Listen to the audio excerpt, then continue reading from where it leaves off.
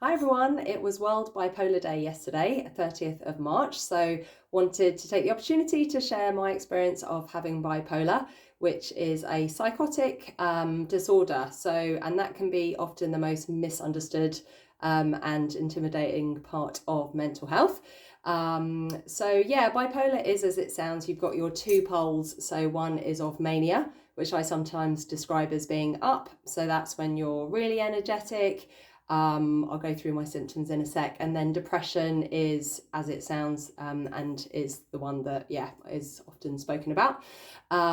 It can include lots of cycling, so sort of veering from being really high and manic to a crash and then experiencing depression, and vice versa. This can really vary. So my experience has been that within 3 weeks, I can have a week of being manic, have a crash of like awful anxiety, and then be low for about 2 weeks. So really quite frequent versus people that I know that will be sort of 2 months, sometimes being quite high, a crash, and then, what can be sort of 6 months very low. So it does vary. My experience of mania, which is often the one that's not necessarily known about, I will share. So in some ways mania can be a huge amount of fun. I've done lots of different things that makes one experience life in a fun way, and there's nothing better than mania. My experience was making lots of different friends, so your inhibitions are really low. You have loads of energy. So I found myself on runs at 5 a.m. When I was really ill.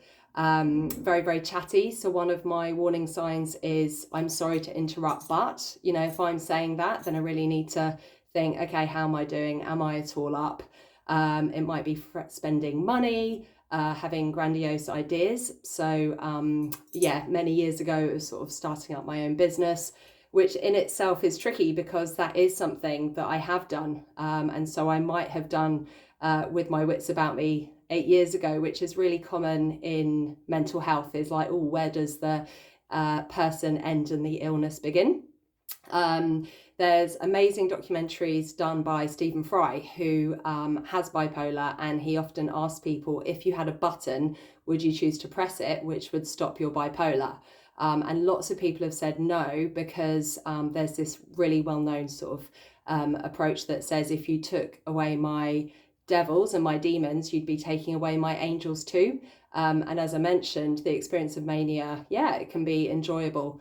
So while psychosis can be a bit scary, I hope that this helps. I'm going to put on a webinar at some point in the future for anyone wanting to hear more.